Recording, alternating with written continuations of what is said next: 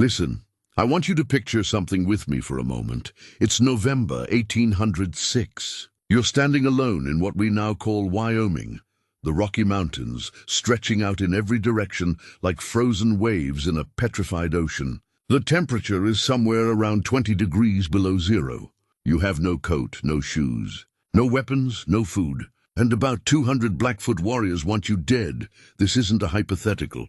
This is John Colter's actual situation. Now Colter manages to escape, and we'll come back to how in a second because it's absolutely wild. But here's what I want you to understand right from the start. This moment, this one man's desperate flight through knee-deep snow with frostbite setting into his bare feet, this becomes the baptism that defines an entire era. Within 20 years of Coulter stumbling back to civilization more dead than alive, entire families, fathers, mothers, children, are heading into these same mountains. Not for a quick trapping expedition, not for a season or two, but to live, to spend winters there, to raise kids in conditions that nearly killed one of the toughest frontiersmen in American history. The question that should be screaming in your head right now is simple. Why? Let's talk about the economic reality of 1805, 1810 America. The eastern states, your Virginias, your Pennsylvanias, your New Yorks, they're overcrowded. Farm prices are collapsing. If you're a young man trying to start out, you're looking at maybe inheriting a fraction of your father's already small farm. You're looking at debt. You're looking at a lifetime of scraping by, but out west, in the mountains, there's beaver. And here's the thing about beaver in 1805. A single prime pelt is worth $6. $6. Now that might not sound like much until you realize that's 2 weeks' wages for a factory worker back east. A good trapper could pull 300 pelts in a season. You do that math. We're talking about the equivalent of a year's wages for a skilled worker earned in 4 or 5 months. So you've got economics. You've got desperation. You've got young families looking at their options and thinking brutal mountain winters or slow starvation back home. When you frame it that way, the mountains start looking pretty good. But here's where the story gets interesting and tragic. The first families who headed into those mountains in the 1810s, they brought European ideas about winter, and those ideas nearly killed them all. Think about what a typical German or English or American settler knew about cold weather. You built a log cabin? Fine. You stocked up on firewood? Good. You wore wool clothing? Seemed reasonable. You stored some salted meat? Made sense. This is centuries of Northern European winter wisdom, right? This should work, except it didn't work. Not even close. Let me paint you a picture of a first winter night for one of these families. Let's say it's January 1814. You're in a log cabin your family spent 3 months building. You're proud of it. It's got 4 walls, a roof, a good fireplace. Outside, the temperature drops to 40 below zero. 40 below. Now your European-style cabin. The gaps between those logs start letting in wind like you wouldn't believe. That wool clothing everyone's wearing? The moment someone goes outside to get firewood and comes back in, that wool is damp from snow. And wet wool in 40 below temperatures doesn't insulate. It conducts. It pulls heat away from your body. It kills you.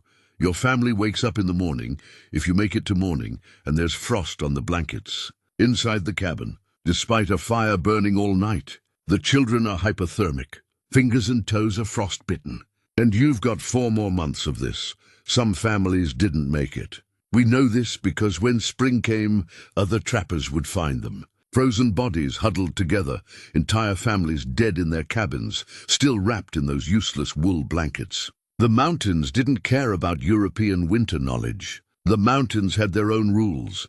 And here's what gets me about this period. The solution was right there. Indigenous peoples, the Shoshone, the Crow, the Blackfoot, had been thriving in these mountains for thousands of years. Thousands. They knew things that could have saved those European families immediately. But you had to be humble enough to learn. You had to be desperate enough to abandon everything you thought you knew about surviving winter. Enter Baptiste Charbonneau. Now, if that name sounds familiar, there's a reason. This is Sacagawea's son, the baby she carried on the Lewis and Clark expedition. By 1815, He's a young man working as a trapper, and he's in a unique position. His mother was Shoshone. He grew up around indigenous knowledge systems, but he's also working with French and American trappers who are dying left and right from exposure. So Charbonneau starts watching. Really watching. How do Shoshone families survive? What are they doing differently? First thing he notices, the shelters. The Shoshone aren't building European-style cabins. They're using buffalo hide lodges. Now, at first glance, this seems insane, right? You're going to survive 40 below temperatures in a tent? But here's the genius of it. Hide breathes. It lets moisture escape while retaining heat. You build your fire pit slightly below floor level. The smoke rises naturally, but the heat stays low where people are sitting. You position the lodge in a valley bottom, protected from wind by hills. Suddenly you're maintaining comfortable temperatures with a fraction of the firewood a drafty cabin requires. Second thing, clothing. The Europeans in their wool, the Shoshone in brain-tanned leather and fur. Brain-tanned leather is supple, water-resistant, and when you insulate it with fur, it's basically the best cold-weather gear you can make with pre-industrial technology. The Shoshone had been perfecting these techniques for generations. Third thing, food. The Europeans were salting meat, which is fine, but it's bulky and it's limited. The Shoshone were making something called pemmican. You take lean meat, dry it completely, pound it into powder, mix it with rendered fat and berries, seal it in rawhide bags. A single bag the size of a football could keep a family alive for weeks. It doesn't spoil. It's incredibly calorie-dense. It's basically the perfect survival food. But here's the fourth thing Charbonneau notices, and this might be the most important: weather prediction. The Shoshone could tell you 3 days in advance when a killer storm was coming. They watched cloud formations. They watched how animals behaved. They felt changes in the wind. When they said, "Hole up now," they meant it. And if you didn't listen, you died. Now word starts spreading through the trapper networks. Charbonneau isn't the only one learning. You've got French-Canadian voyageurs, American trappers, all these different groups starting to adopt indigenous techniques. And something remarkable happens. A hybrid culture starts emerging. By 1820, you've got European families living in hide lodges. You've got them wearing buckskin and buffalo robes. You've got them learning Shoshone and Crow words, mixing them right into their English. You've got children being raised with indigenous survival knowledge passed down from native teachers. This isn't Europeans conquering the wilderness through rugged individualism. This is Europeans surviving through cultural humility, through saying, "We don't know what we're doing, teach us." And it worked. Jim Bridger shows up in the mountains in 1822. He's barely 20 years old, this kid from Virginia, and he's about to become maybe the most famous mountain man in American history.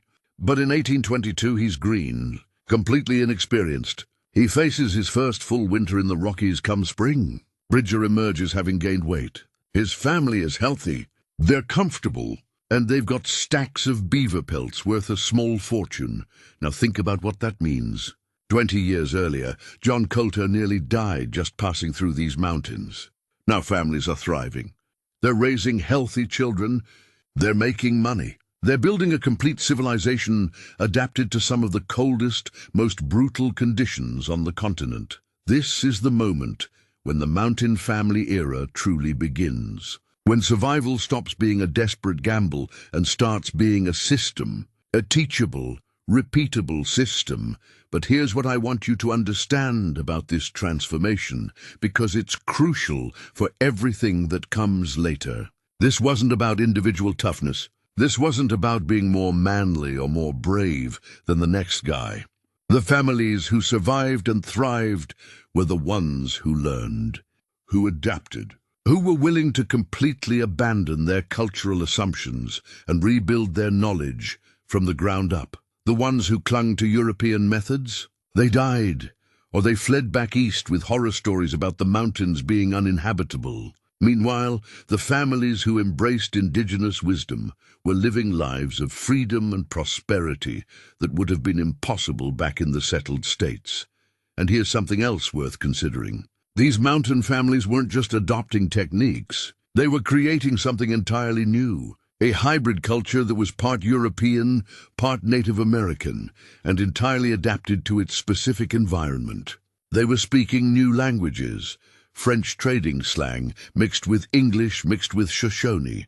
They were developing new spiritual beliefs, Christian prayers, blending with native traditions about honoring animal spirits. They were creating new artistic styles, European beadwork patterns influenced by crow designs. This was cultural evolution happening in real time, and it was being driven by one simple pressure: winter. The coldest nights were the ultimate test. Either your culture adapted or your children froze to death. There's not a lot of room for ideological purity when it's 40 below zero. By 1825, maybe 200 or 300 families are living this life. They're scattered across the Rockies, some in what's now Wyoming, some in Montana, some in Colorado. They're developing networks, sharing information, teaching each other innovations. And they're just getting started, because the next 2 decades, those are going to be the golden age. The years when mountain families perfect their systems, when they create a winter survival culture so sophisticated, so effective, that they're not just surviving the coldest nights, they're thriving in them, making art in them, raising happy, healthy kids in them, building wealth in them. But before we get to that golden age, I need you to appreciate the foundation. Everything that comes later, all the prosperity, all the culture, all the confidence, it rests on this moment of humility. This moment when European families admitted they didn't have the answers and learned from people who did. John Colter's barefoot flight through the snow in 1806 was a warning. It was the mountains saying, I don't care about your European winter knowledge. I don't care about your cultural assumptions. Learn my rules or die. The families who listened to that warning, who learned those rules, who rebuilt their entire way of life around indigenous wisdom, they're about to create something remarkable, something that will last for decades, and leave a legacy that echoes through American culture to this day. But first, they had to survive. They had to make it through those brutal first winters. They had to bury the dead, learn from the mistakes, and wake up the next morning determined to do better. And they did. Against all odds, they did. The coldest nights were coming. But now, finally, these families were ready for them. So we've established that mountain families figured out the basics. Don't wear wool when it's wet, learn from the Shoshone, don't freeze to death. But here's where the story gets really fascinating. Because what happens between roughly 1820 and 1840 isn't just survival anymore. It's mastery. It's the systematic perfection of winter, living in one of the most hostile environments on Earth. And I want you to understand something about this transformation. This isn't accidental. This isn't luck. This is deliberate, methodical knowledge building. This is families treating winter survival like a science. Let me give you an example of what I mean. Jim Bridger. Remember him from last chapter, barely 20 years old, just survived his first winter. By 1825, he's establishing what amounts to a winter university along the Green River. Now, we don't call it that. There's no buildings, no formal curriculum. But functionally, that's what it is. Every autumn, families start arriving at Bridger's winter quarters. Some are veterans who've done this for years. Some are newcomers who are about to face their first real mountain winter. And what develops is this incredible education system. The experienced families demonstrating techniques. The new families watching, learning, asking questions. Knowledge flowing from generation to generation, family to family. And here's what gets me about this. They're innovating constantly. Someone figures out a better way to chink log cabin walls. That knowledge spreads to every family at the winter camp within days. Someone develops a new fireplace design that provides more heat with less smoke. Everyone's rebuilding their fireplaces by next season. Let's talk about shelter, because the evolution here is remarkable. Early on, families are mostly using hide lodges based on indigenous designs. These work, they're proven, but they have limitations. They're mobile, which is great for following game, but they're also labor-intensive to set up and take down. They require a lot of buffalo hides, and buffalo aren't always available where you need them. So around 1830, you start seeing hybrid designs emerge. Families are building small log cabins, but now they understand wind patterns. They're positioning these cabins in valley bottoms, protected by hills from north winds, but with southern exposure for passive solar heating. Revolutionary? No.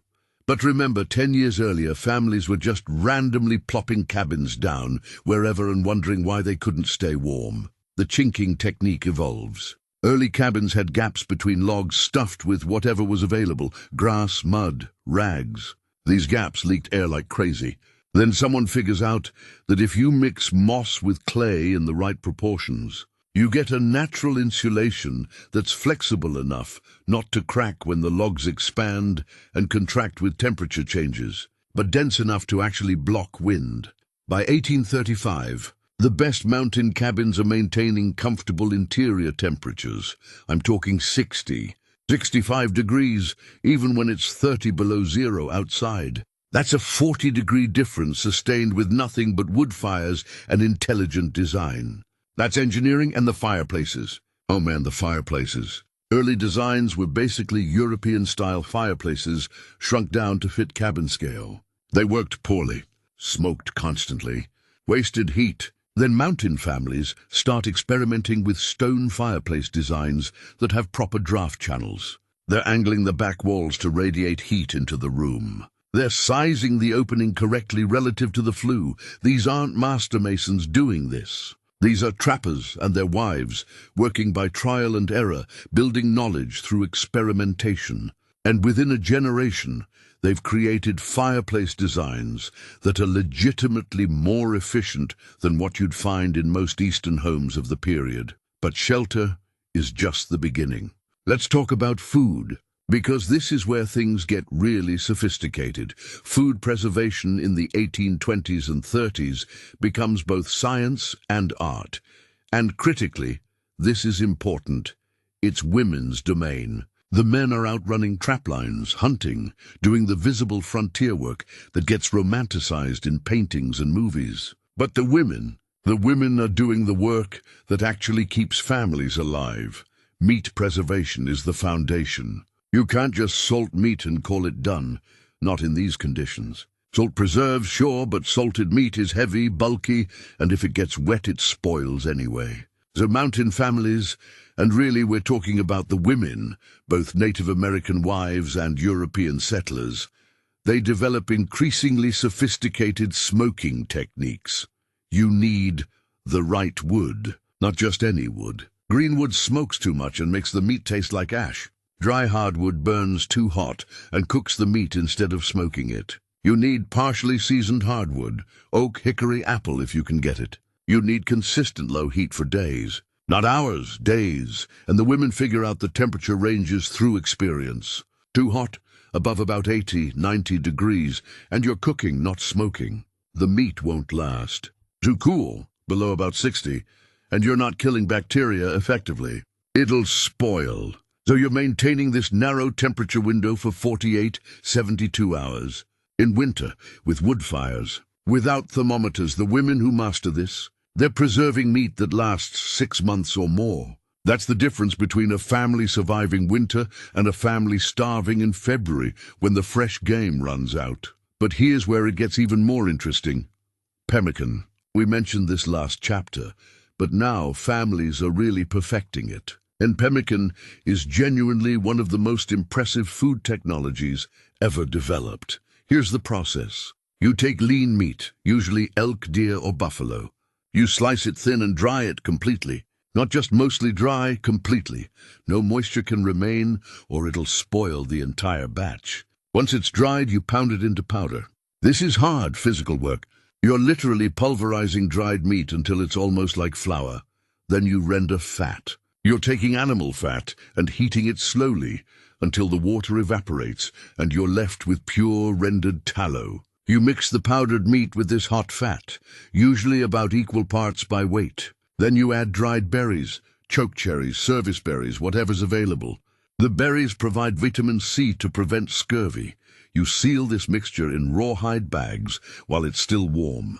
As it cools, it solidifies into this incredibly dense, calorie-packed food. A bag of pemmican the size of a football, maybe 5 pounds, contains enough calories to sustain an adult for a week. It doesn't spoil for years if kept dry. It requires no preparation, you can eat it cold. It's basically the perfect survival food. And here's what really impresses me. Mountain families figure out flavor variations. They're adding wild onions for taste. They're experimenting with different berry combinations. They're creating what amounts to different recipes. This isn't just desperate survival eating. This is cuisine. This is people creating food culture in the middle of survival conditions. Beyond preserved meat, there's wild plant knowledge. And this comes almost entirely from indigenous sources. The Shoshone and Crow women teaching European wives which plants prevent scurvy. Rose hips, incredibly high in vitamin C. Pine needle tea, same thing. Wild onions gathered before snowfall and stored. Then there's emergency food. The stuff you hope you never need, but that saves lives when game disappears. Certain tree barks, cottonwood, willow, aspen, their inner cambium layer is edible. Not delicious, not nutritious, but it provides calories when there's nothing else. Lichens scraped from rocks can be boiled into a kind of starchy gel. Again, not something you choose to eat, but it keeps you alive. The families who compile this knowledge, who teach it to their children, they're creating food security systems that rival anything in the settled states, maybe exceed it. Because back east, if crops fail, you're dependent on supply chains, on markets, on money. In the mountains, if you know what you're doing, the land itself is your larder. Now let's talk about the children, because this is where the education system really shines. Education starts young, age 5, sometimes younger. And it's not book learning. Most mountain families are barely literate. This is practical education. Survival education. Boys are following their fathers on short trap lines by age 6, 7. They're learning to read tracks in snow. This isn't casual interest. This is life and death knowledge. That track pattern? That's elk, fresh, maybe 2 hours old, moving upwind. That means you can track it. That other pattern? That's a mountain lion, fresh, maybe 30 minutes old, and it's moving toward your camp. That means you go back and get help. They're learning ice safety. Which ice you can walk on, which ice will drop you into water that will kill you in minutes. The sound ice makes when it's safe versus when it's about to break. The color differences. The way snow sits on safe ice versus thin ice. They're learning fire starting in impossible conditions. With wet wood, with wind, with numb fingers. Because getting caught in a sudden storm without the ability to make fire, that's a death sentence. So by age 8, 9, a mountain boy can start a fire with flint and steel in conditions that would stump most modern adults. It's not a party trick. It's the skill that will save his life a dozen times over his lifetime. And the girls are getting equally intensive education, but in different skills. They're learning hide tanning, and I want you to understand what an incredible art this is. A deer hide arrives as this stiff, bloody skin, useless for clothing. The girl watches her mother scrape off every bit of flesh and fat, hard, precise work. Then the hide gets soaked, stretched, and brain-tanned. You're literally working animal brains into the hide. The enzymes break down proteins, making the leather supple. Then you're softening it by hand, stretching and working it for hours until it's as soft as cloth, but water-resistant and durable. A skilled woman can tan a deer hide in 3 days. A girl learning the craft takes a week, 2 weeks. But by age 10, the daughters of mountain families are producing leather that's worth its weight in silver. This isn't hyperbole. Good brain-tanned leather is incredibly valuable. And the ability to produce it. That's economic power. That's a skill that makes you marriageable, that gives you status in the community. They're also learning beadwork, quill work, taking porcupine quills and dyeing them, softening them, weaving them into intricate patterns on clothing. This is art, this is beauty, and it matters. Because humans don't just want to survive, they want to live with dignity, with aesthetics, with culture. The fact that mountain families are creating beautiful art in these brutal conditions tells you everything. About human resilience, let me give you a specific example. of what this mastery looks like in practice. Jedediah Smith, one of the great mountain men, deeply religious Methodist, keeps a detailed journal. Winter of 1826. His family is camped in Cache Valley. That's in what's now northern Utah. The temperatures drop to 45 below zero. 45 below. This isn't a cold snap. This lasts for weeks. Smith's journal entries from this period are remarkable. He's recording successful elk hunts. His wife is producing beadwork by firelight. His children are playing games they learned from crow friends. Games that teach tracking, strategy, survival skills. This is no longer mere survival. This is thriving. This is a family that's so confident in their systems, so competent in their skills, that 45 below temperatures are an inconvenience, not a crisis. They're warm. They're fed. They're entertained. They're creating art in 45 below temperatures. Think about what that represents. 2 decades earlier, families were dying in conditions half that cold.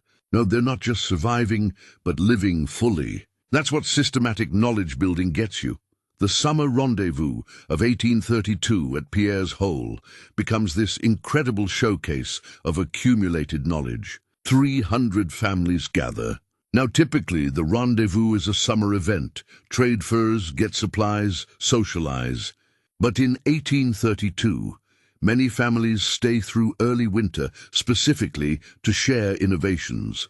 Someone's demonstrating double-wall cabin construction with an air gap for insulation. Someone else has designed a food cache that keeps bears and wolves away using a combination of height and scent barriers. Women are trading soap recipes.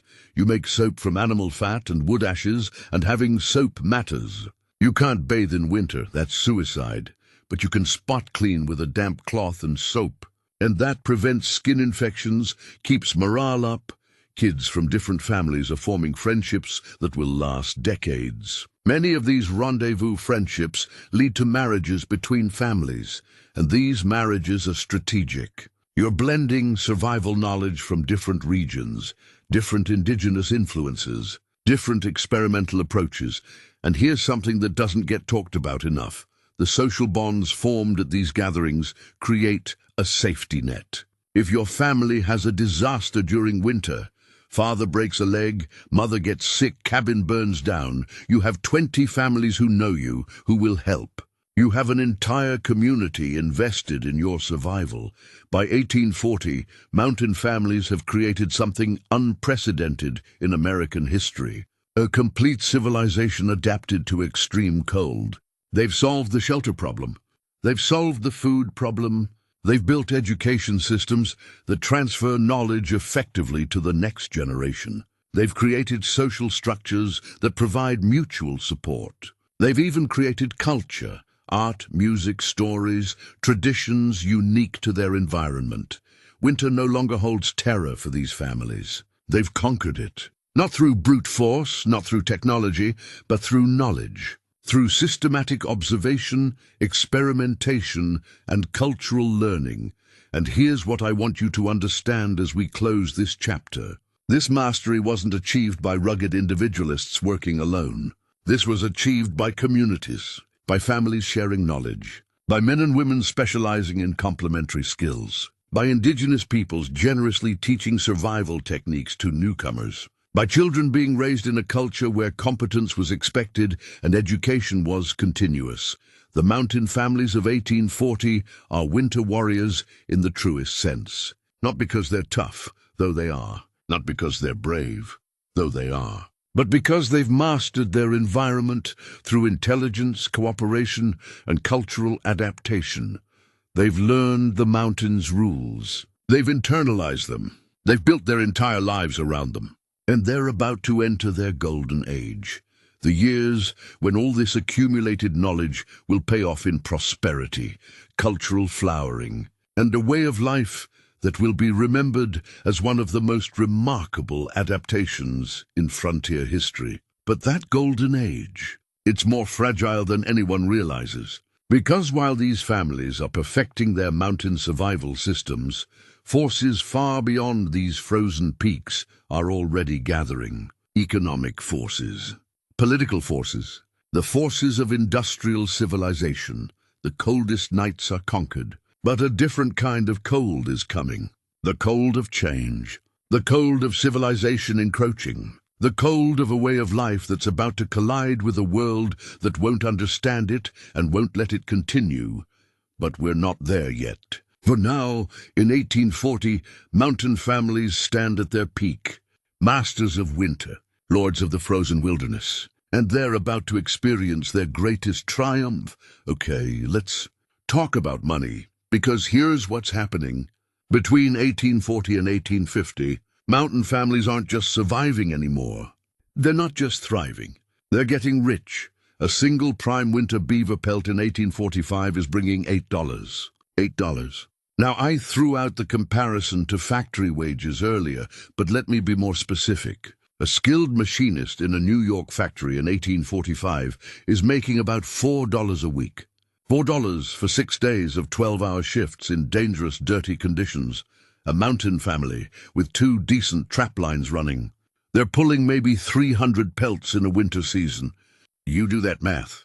That's $2,400.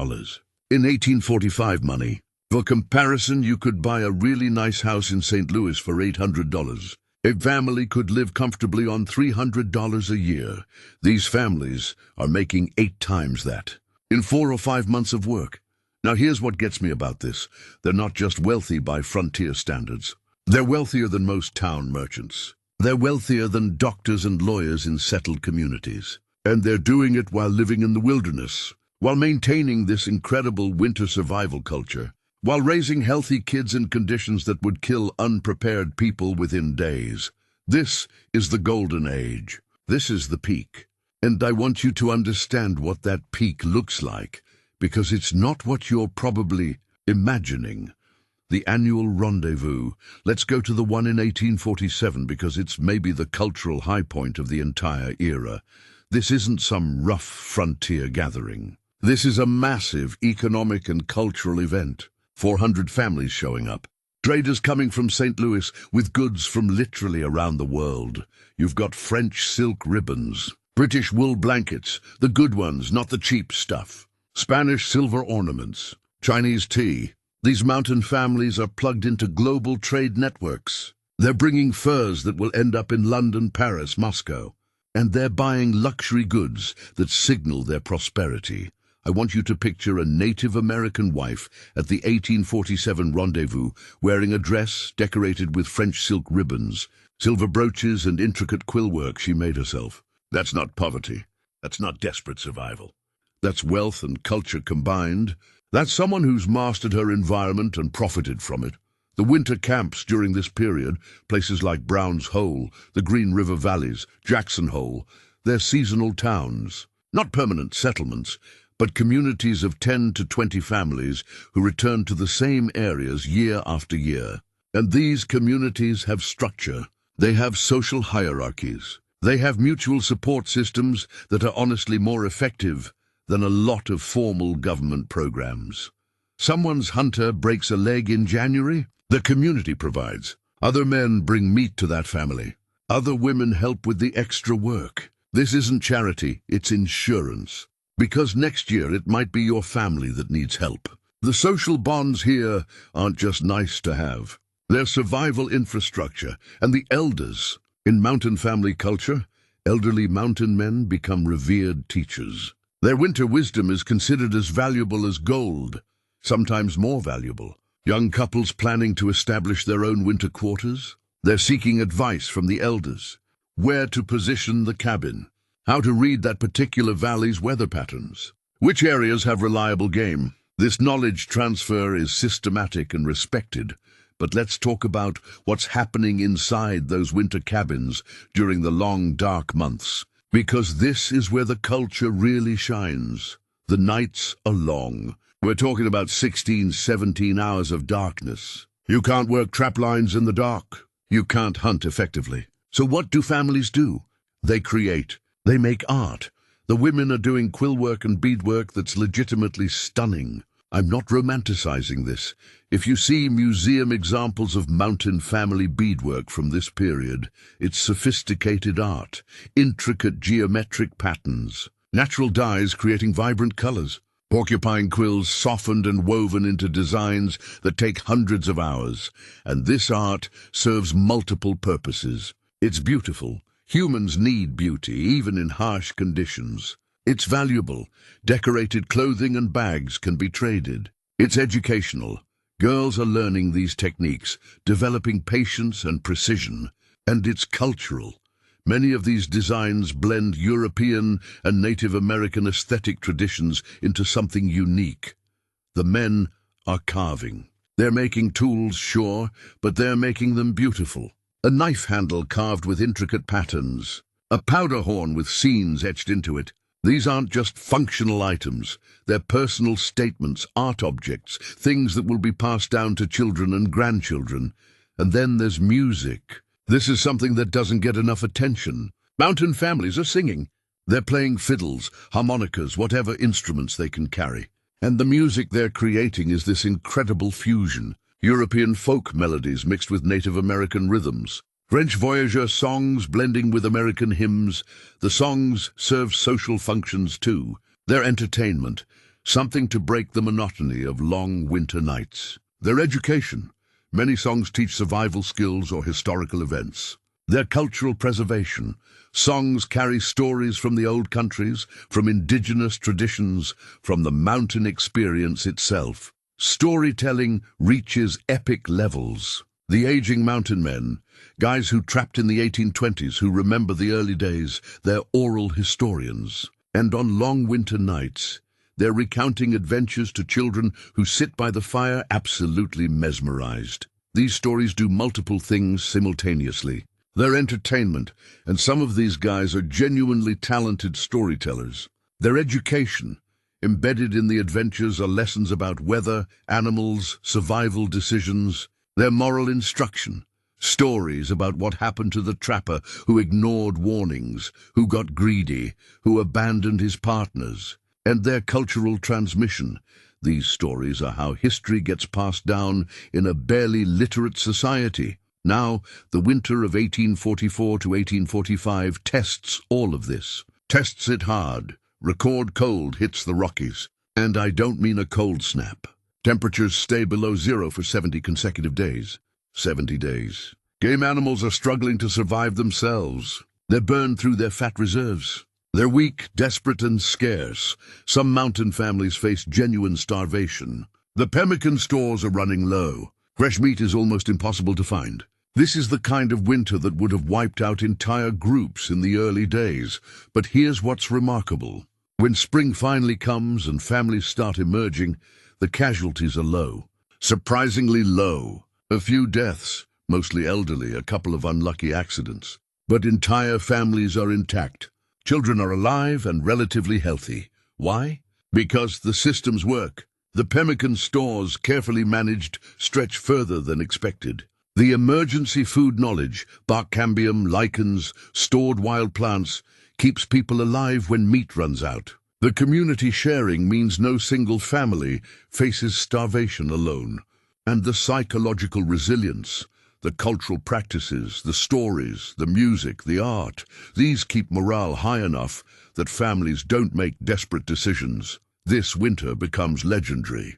It becomes the standard that future mountain families measure themselves against. If you can survive a winter like 44, you can survive anything. It's proof that they've truly mastered their environment. And the children growing up in this era, let me paint you a picture of what these kids are like. A 10-year-old in 1845 has never known any life.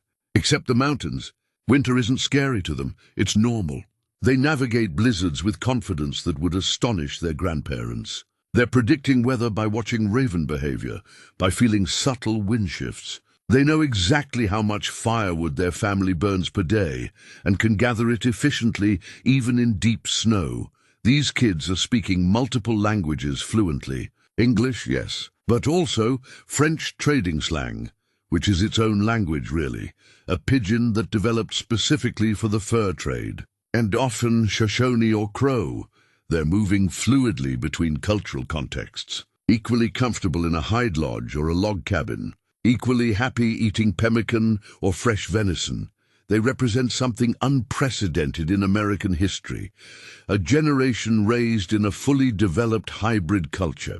Not European, not Native American, something entirely new, perfectly adapted to its specific environment. The 1847 rendezvous, let me take you there in detail because it captures the peak of this culture. It's July. So the weather is perfect. Families have been arriving for weeks, setting up camps along the river. The trading companies have brought their goods, literal wagon loads of supplies, luxury items, everything families need for the next year.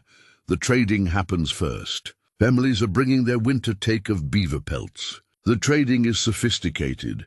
Everyone knows the current prices, knows the quality grades, knows what their furs are worth. This isn't primitive barter. This is market economics happening in the wilderness. Then the celebrations begin. Multiple marriages are happening. Young people who met at previous rendezvous, whose families have negotiated alliances. These weddings last for days. They blend European and indigenous traditions in ways that are unique to mountain culture. Christian ceremonies, followed by traditional native celebrations. Feasting that combines frontier and indigenous cuisines. There are competitions. Fastest fire starting. Men competing to see who can get a fire going from scratch in the least time.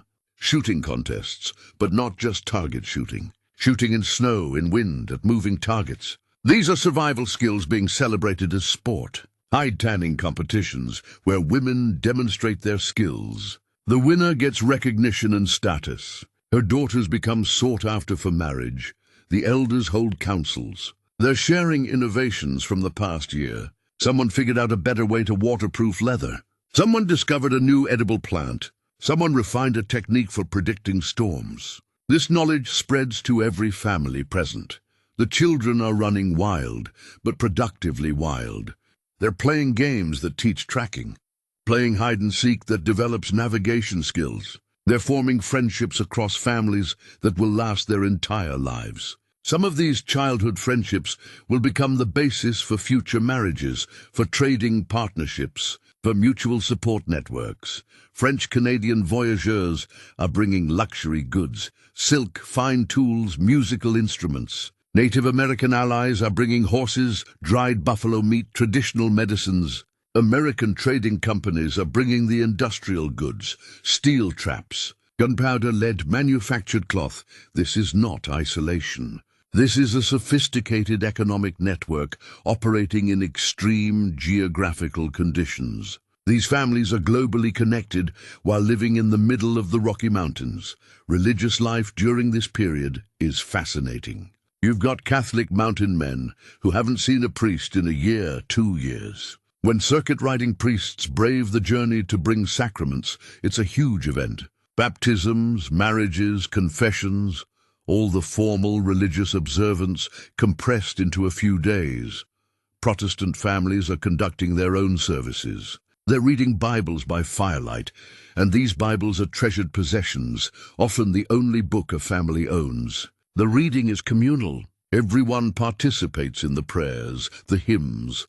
But here's what's really interesting. Native American spiritual practices are blending with European Christianity. Families pray to Jesus for successful hunts, but they're also honoring the spirits of slain animals in traditional native ways. They're thanking the elk for giving its life, treating the remains with respect according to indigenous customs. This isn't hypocrisy. This isn't religious confusion. This is syncretism, the natural blending of belief systems when cultures merge. And it works. It provides spiritual meaning that resonates with people living in close connection to nature while maintaining their Christian identity. By 1850, mountain families represent maybe the most cold-adapted European culture ever created. Think about that. Europeans have been dealing with winter for thousands of years. Scandinavians, Russians, Germans, lots of cold-weather cultures. But none of them created a culture specifically optimized for the extreme conditions these mountain families face. They're thriving in winters that regularly hit 40, 50 below zero. They're raising healthy, happy children. They're creating art and culture. They're profitable. They've built a complete civilization that works on its own terms. And here's what I want you to understand as we close this chapter. they've achieved something profound. They've proven that humans can adapt to seemingly impossible environments, not through technology, not through brute force, but through knowledge, through cultural learning, through community cooperation. They've shown that you can take the best elements from multiple cultures, combine them intelligently, and create something stronger than any single tradition. European building techniques plus indigenous weather knowledge plus innovative problem-solving equals a survival system that works better than anything either culture could have created alone. They've demonstrated that children can thrive in harsh conditions when raised with proper knowledge, strong family bonds, and cultural purpose. The kids growing up in 1845 are healthier, more capable, and arguably happier than many children in settled communities. This is the peak. This is the golden age, and everyone knows it. The families gathering at the 1847 rendezvous can feel it. They're living in special times.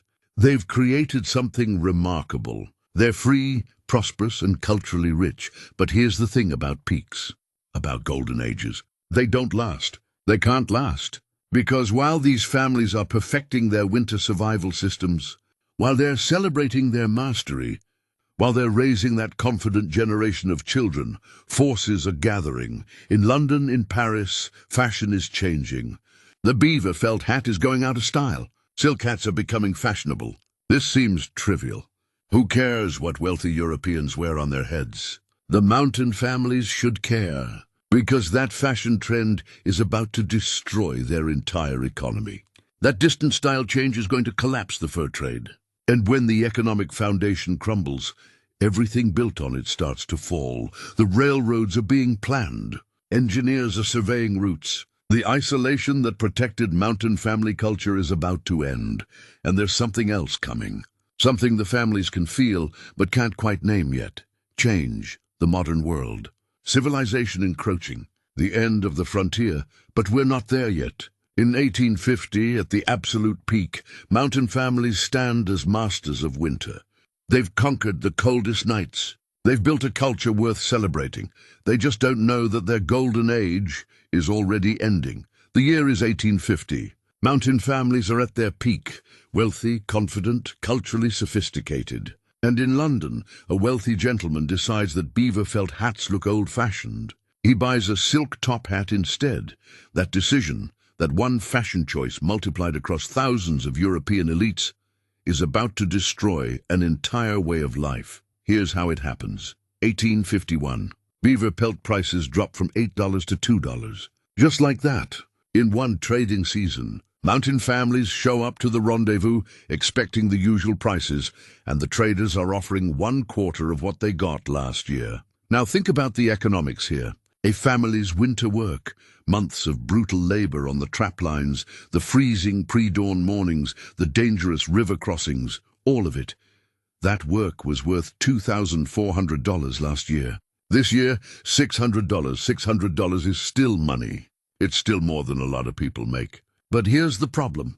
The families have already spent based on last year's income. They've got debts to the trading companies. They've committed to buying supplies for next year. They've built their entire economic planning around $8 pelts, and it gets worse. By 1853, traders are offering $1 per pelt. $1? That's a 12.5% of what families were making 3 years earlier. The mathematics are impossible. A winter's work no longer covers the cost of supplies needed for the next year. The gunpowder alone for a season of trapping costs more than what the furs bring in. Families who were wealthy in 1847 are facing debt in 1853. And here's the brutal part. This isn't their fault. They didn't do anything wrong. They didn't get lazy or stupid or careless. They perfected their craft. They mastered their environment. And fashion trends in Europe that they have zero control over just destroyed their economy. Some families try to compensate by trapping more. But beaver populations are already declining after decades of intensive harvesting. You can't just trap more when there aren't more beavers to trap. And even if you could, even if you doubled your take, you're still making less than you made 3 years ago. Others try to diversify. Buffalo hides become a target. There's still a market for those.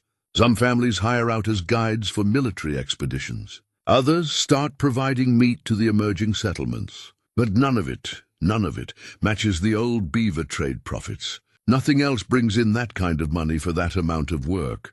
The trap lines families maintained for decades become economic dead ends. Fathers who once earned fortunes are struggling to afford basic supplies. The prosperity that defined the Golden Age evaporates in 3 years, but the economic collapse is just the beginning. Because while fur prices are dropping, something much worse is happening.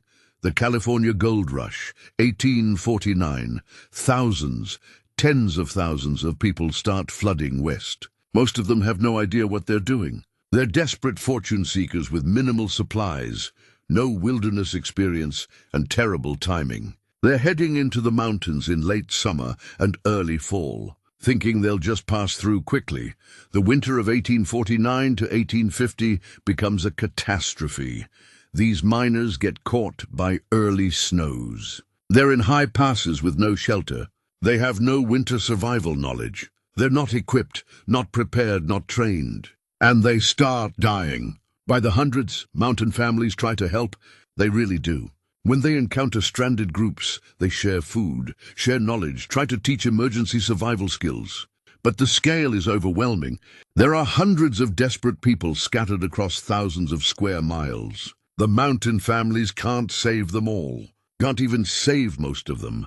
Come spring, the trails are littered with frozen corpses. Bodies in grotesque poses reach toward a fire that never got lit, huddled together for warmth that never came, frozen mid-stride trying to reach help that was too far away. And here's the grim statistic. More people die in that single winter than in the previous 30 years of mountain man history combined. 30 years of families living and working in these mountains, and they lost maybe a few dozen people, total. One winter of unprepared gold seekers, hundreds dead. The disasters educate the federal government, but not in a good way. The government's conclusion isn't, we should teach people winter survival skills. The government's conclusion is, we need to control these mountains. Forts start appearing. Fort Bridger is established in 1853. And the irony here is painful. It's named after Jim Bridger, built in his old hunting grounds, and it brings federal authority into territory that was free just a few years ago. Fort Laramie becomes a major military installation. Soldiers who know nothing about mountain survival start demanding supplies from local families. Officers issue permits and regulations for trapping and hunting on lands mountain families considered their own. And here's what drives mountain families crazy about this. The regulations aren't based on ecological knowledge. The soldiers don't understand sustainable harvesting. They don't know animal populations or seasonal patterns. They're just imposing bureaucratic control because that's what governments do. The freedom that drew these families westward in the first place. Gone. You need permits now. You need to justify your presence. You need to comply with regulations written by people who have no understanding of how mountain life actually works. Then come the railroad surveys. 1854. Engineers with transits and surveying equipment start mapping routes through the mountain valleys, and mountain families watch with absolute dread. They understand what this means. They've seen what railroads do to wild country back east. Iron rails bring settlers. Settlers bring farms. Farms bring towns. Towns bring civilization. And civilization means the end of everything they've built.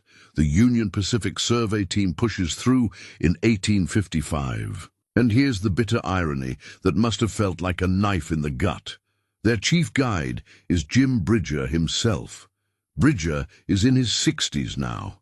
The fur trade is dead. He needs money. And the government is paying good wages for guides who know the terrain. So Bridger, the most legendary mountain man in American history, is leading the surveyors who will map the routes that will destroy his way of life. He confesses to old friends later that it feels like betrayal, like he's selling out everything he once loved. But what's he supposed to do? The old economy is gone. He's got family to support. The government contract is the best money available. That's what economic collapse does. It forces impossible choices. It makes traitors out of loyal men, not through malice, but through necessity. And there's another pressure building. The Mormon settlement of Utah Territory. Brigham Young's followers are establishing farms throughout the mountain valleys. They're building irrigation systems, planting crops, creating permanent agricultural settlements. And they're occupying places that mountain families used as winter camps. You show up to your traditional winter grounds in the fall of 1855, and there's a Mormon farm there. Your campsite is now a wheat field. The water source you depended on is diverted for irrigation. The game has been driven away by agricultural activity. Some mountain men try to work with the Mormons. They sell meat to the settlements. They work as scouts and guides. But it's an uneasy relationship. The Mormons want settled agricultural civilization, permanent towns, families staying in one place, organized religion, formal education. Mountain families want mobile hunting freedom, seasonal movements following game, flexible social structures, independence. These visions cannot coexist in the same space. One of them has to give way, and it's becoming clear which one has the numbers. The government support and the momentum of history behind it. The winter of 1856 to 1857 becomes known as the hard winter, but it's hard for different reasons than the winter of 1844. The cold is bad. Temperatures stay brutal for months, but the real problem is that families don't have money for proper supplies. The economic collapse means families are going into winter under-equipped.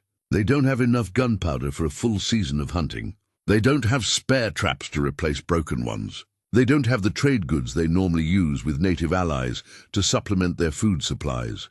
Game is scarce too, pressured by increasing human presence, depleted by decades of harvesting, pushed out of traditional ranges by settlement activity. The elk herds aren't where they used to be.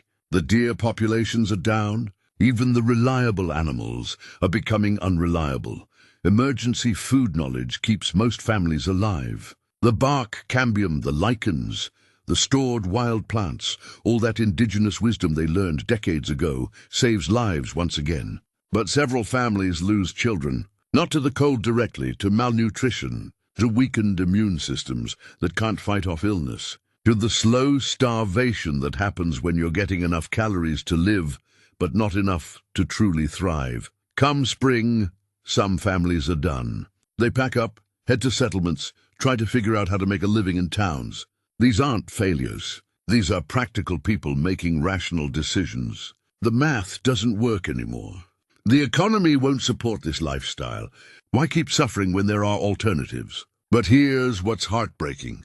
They're giving up something precious, something that can never be recovered.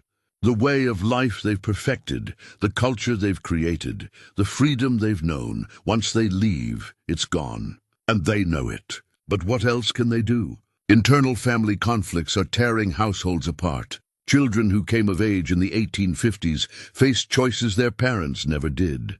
Towns offer schools. Real schools with books and teachers and formal education. A young person who learns to read and write, who gets formal education, can pursue opportunities their parents never had. They can become clerks, teachers, merchants. They can participate in the broader American economy and culture, but accepting that means abandoning mountain life, means admitting the old ways are obsolete, means leaving behind parents and grandparents who devoted their lives to mastering winter survival. Families are fracturing.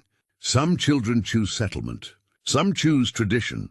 Parents watch heartbroken as their carefully taught survival knowledge becomes worthless in their children's eyes. All those years teaching a son to read tracks in snow, teaching a daughter to tan hides. What good is any of that if the kids are moving to St. Louis to work in stores? And you can't even blame the children. They're being rational. They're looking at the economics, at the opportunities, at the future. And the future clearly isn't in the mountains. Native American relationships are growing complicated too. And this is particularly painful because those relationships were foundational to mountain family survival.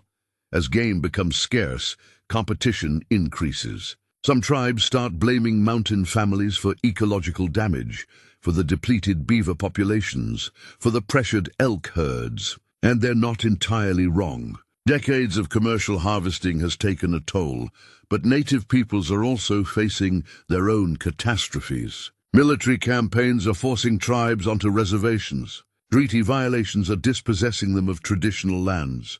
Disease is devastating populations. The old alliances that sustained mountain families are weakening because the native communities themselves are under existential pressure. Mixed heritage. Children, the sons and daughters of mountain men and native wives, find themselves in impossible positions. Too native for white society, which is becoming increasingly racist as settlement expands. Too white for tribal acceptance, especially as reservations are established and tribal enrollment becomes formalized. They're caught between collapsing worlds, with no clear place in either. By 1860, mountain family life exists in twilight. The economic system that supported them is gone. Their traditional territories are being occupied by settlers and farmers. Their children are leaving for opportunities in towns. The native allies who taught them survival are confined to reservations. The government is regulating their every move, yet many families stubbornly continue. They can't or won't let go. They've spent decades perfecting winter survival in the coldest conditions on the continent. They've created a unique culture. They've raised children in freedom. They've known prosperity and independence, giving all that up for uncertain prospects in towns where they'll be wage workers, where they'll be under someone else's authority, where they'll be constrained by rules they didn't make and don't respect. It feels like surrender, like defeat, so they keep going. Keep running the trap lines, even though the economic returns are terrible. Keep maintaining the winter camps, even though settlements are encroaching. Keep teaching their children the old ways, even though those ways seem increasingly pointless. The Civil War years, 1861 to 1865, barely touch the high mountains directly. The war is being fought elsewhere, but the aftermath accelerates everything. Veterans seeking fresh starts head west by the thousands. Government policy aggressively promotes settlement. The Homestead Act, the land grants, all of it designed to fill the frontier with farmers and towns. Railroad construction explodes after the war. The transcontinental railroad that was being planned in the 1850s becomes a reality in the 1860s. Construction crews are pushing through the mountains. Towns are springing up along the planned routes. The isolation that protected mountain family culture is dissolving. And isolation was crucial. The freedom they enjoyed, the cultural independence, the ability to live by their own rules, all of that depended on being far enough away from civilization that civilization couldn't control them. Once the railroads come through, that distance collapses. What took 6 months by wagon now takes 6 days by train. The mountains are no longer remote. They're accessible, and accessibility means control. Here's what I want you to understand as we close this chapter. This decline isn't a failure of the mountain families. They didn't get weak or stupid or lazy. They remained as competent and tough as they'd always been. This is systems collapse. This is what happens when economic foundations shift, when political forces beyond your control reshape your world, when demographic changes overwhelm your culture. The mountain families could master winter. They proved that, but they couldn't master markets in London. They couldn't stop railroad construction. They couldn't hold back the tide of settlement. They couldn't prevent government regulation. They were trying to maintain a way of life that depended on isolation, on economic viability of fur trapping, on friendly relationships with native peoples, and on land that wasn't claimed by settlers. By 1865, every single one of those foundations is crumbling or already gone. The shadows are lengthening. The golden age is clearly over, and the families still clinging to the old ways can feel the end approaching like a winter storm on the horizon. They've got maybe another decade, maybe less. The world is changing too fast. The forces are too powerful. The momentum of history is against them, but they're not done yet.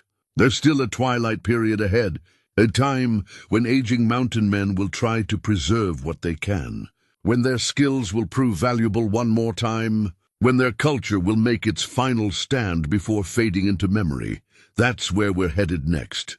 To the twilight, to the last years of a dying way of life, to the moment when everyone finally admits that the Mountain family era is ending and nothing can stop it. May 10th, 1869. Promontory Summit, Utah Territory. Two locomotives face each other on newly laid track. A golden spike is driven into the final tie.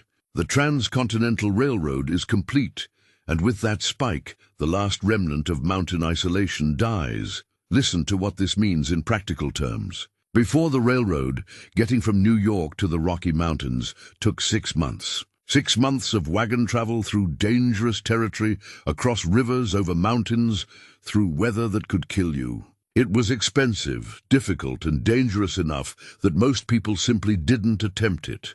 After May 10th, 1869, 6 days in relative comfort. You buy a ticket, you board a train, you arrive. The journey that used to be an epic expedition becomes a commuter trip. Settlers flood west by the thousands. Towns spring up along the rail lines seemingly overnight. And those towns spread into the valleys where mountain families used to winter alone. Jim Bridger is 65 years old when the Golden Spike goes in. He's living in a frame house in Missouri now. Missouri, not the mountains. He's retired from active trapping. He's telling stories to grandchildren who find them barely believable. In 1870, Bridger makes one final trip back to his old hunting grounds. He wants to see them one more time, and he doesn't recognize them. The winter camp at Fort Bridger, the place he established that bears his name, it's a military installation now. Surrounded by farms, the valley where he used to trap beaver is checkered with wheat fields and cattle ranches. The buffalo are gone. The beaver are nearly extinct. The freedom he remembers is a memory. Bridger dies in 1881, one of the last direct links to the Golden Age. His obituaries call him a legend, a frontier hero, a symbol of American courage. But here's what they don't say. He died knowing his way of life had been completely erased. That everything he built, everything he mastered, had become obsolete. Now here's what's happening to the mountain families in this period. Economic realities are forcing brutal adaptations.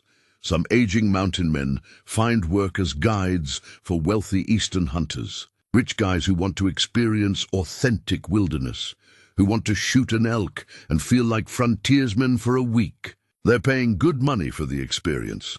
So you've got 60-year-old former trappers performing their old skills like museum exhibits, teaching soft city men, guys who've never spent a night outside in their lives, how to track elk, how to set up winter camps, how to survive cold weather. The irony is thick enough to cut with a knife. These men once lived this life out of necessity and freedom. Now they're play-acting it for money, performing their own history for audiences who treat it as entertainment, and they need the money. The fur trade is dead. They've got families to support. The guide work pays, so they do it. But you can see in their journals, in their letters, how much it galls them. One former trapper writes, "I teach them as if they were children, these grown men who have never been cold. They think it's an adventure. For us it was life. Others become army scouts. The military needs people who know the terrain, who can track, who understand how to move through mountain country. And aging mountain men have those skills in abundance.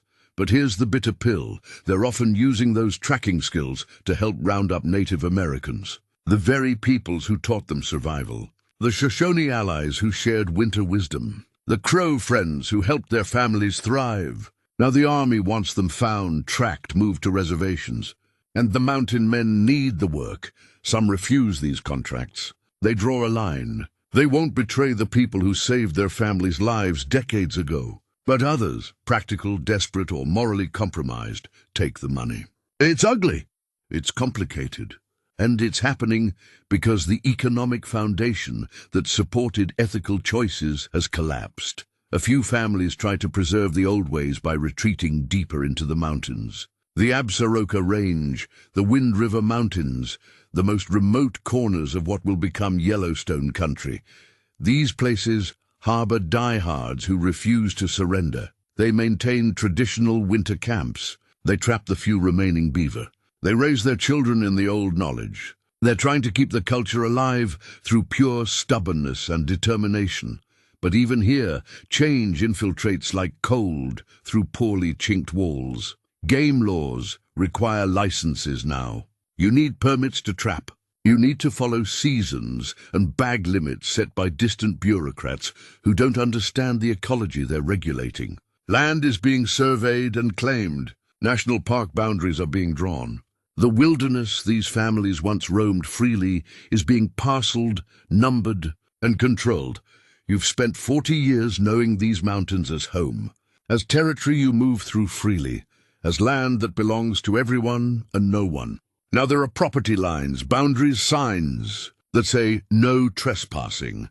The conceptual shift is profound and disorienting.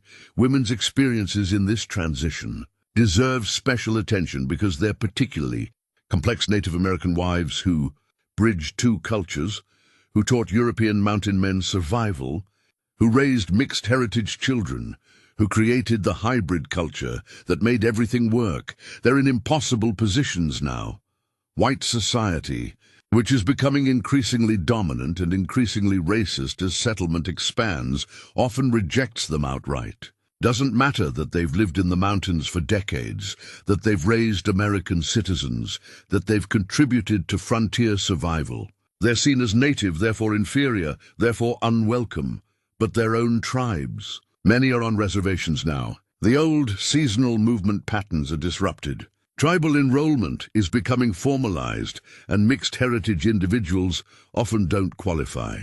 So these women find themselves between worlds, rejected by white society, unable to return to tribal communities, stuck in a liminal space that has no name and no place. Some remarkable women adapt by becoming cultural teachers. They preserve traditional knowledge by passing it to the next generation, even as they learn to navigate town life. Their kitchens become these amazing hybrid spaces, producing both frontier pemmican and proper Victorian meals. They speak English to school teachers and Shoshone to their children. They wear European-style dresses decorated with traditional beadwork. They're living cultural bridges, embodying the adaptation that defined mountain family success.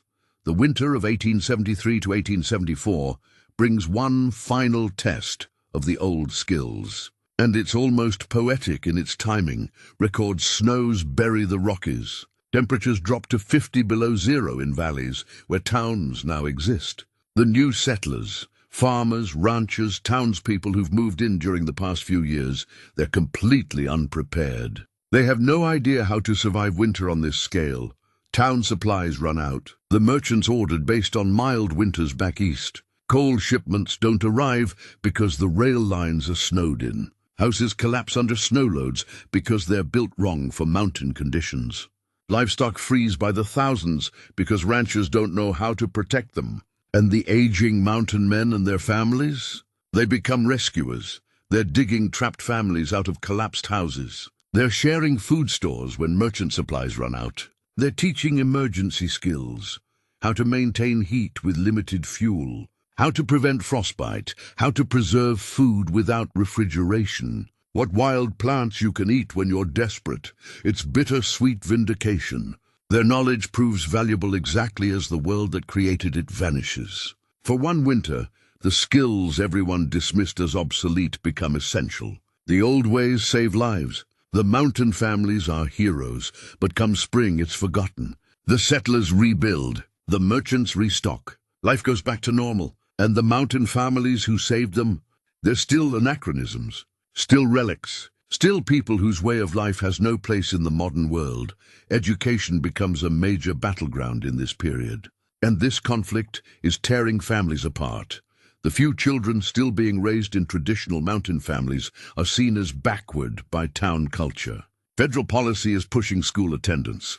The idea that children should learn to read, write, do mathematics, understand history, this is becoming non-negotiable in American society. Parents face impossible choices. Send your children to schools that teach them to despise their parents' way of life. Schools where teachers mock traditional knowledge as superstition. Schools where children are punished for speaking Shoshone or French trading slang. where everything the family values is presented as inferior to civilized ways, or keep them home and watch them become unemployable, unable to participate in the emerging economy, cut off from opportunities that formal education provides. Some families split permanently over this decision. Fathers who want their sons learning traditional skills, mothers who want their children to have opportunities they never had, children caught in the middle, trying to honor their parents while also seeing the practical reality that the old ways are dying. Children who attend school often refuse to return to mountain life.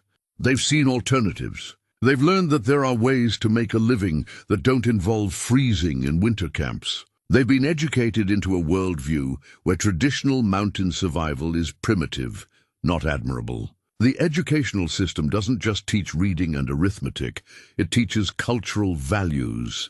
And those values are fundamentally incompatible with mountain family. Culture, the buffalo extermination of the 1870s, removes one of the last economic props holding up traditional life, commercial. Hunters are slaughtering buffalo by the millions. Not for meat, they take the hides and leave the carcasses to rot. It's industrial-scale killing, driven purely by market demand for leather. Within a decade, the vast herds that sustained mountain families for generations are effectively extinct in most areas. Mountain families watched this ecological catastrophe with horror. They understood sustainable harvesting. They knew you don't take more than the land can replace. They'd been careful with beaver populations. Well, eventually, after the early days, understanding that over-harvesting destroys future opportunities. But the commercial buffalo hunters don't care. They're not living in these mountains. They're not dependent on long-term ecological health. They're extracting maximum profit in minimum time and then moving on. And there's nothing mountain families can do to stop it. The buffalo extinction removes hunting opportunities, food sources, hide sources, one of the last ways traditional mountain families could make a living. The larder is being systematically destroyed by market forces they can't control and didn't create. By 1880, the mountain family era is clearly, definitively ending. The census records tell the story. Families that were listed as trapper or no fixed address in 1860 are now listed with permanent addresses in towns. Mountain man as an occupation is being replaced by guide, laborer, farmer. Children born in hide lodges are working as shopkeepers, as farmers, as wagon drivers. They're participating in the regular economy. And the distinctive hybrid culture, part European, part Native American, entirely adapted to mountain winters, that culture is fragmenting, breaking apart, disappearing into the larger American mainstream. Language changes tell the story too. The younger generation speaks only English. They're abandoning the French trading slang their parents used, abandoning the Shoshone and Crow words that were woven into mountain vocabulary. The linguistic markers of the hybrid culture are being lost. Traditional skills are becoming curiosities. Hide tanning, pemmican making, the elaborate survival knowledge that was once the difference between life and death, it's all becoming obsolete. Interesting, maybe. Historical, certainly. But not necessary. Not practical. Not valued by the emerging society. Yet the old knowledge doesn't vanish entirely. Some families preserve it deliberately, almost desperately. They're writing down survival techniques in worn journals. They understand that their experiences represent something unique. Something that should be remembered, even if it can't be continued. Elderly mountain men are giving interviews to early ethnographers and historians, sitting in town offices or comfortable parlors, speaking into primitive recording devices or having their words transcribed, telling stories about winters in the mountains, about survival techniques, about the Golden Age.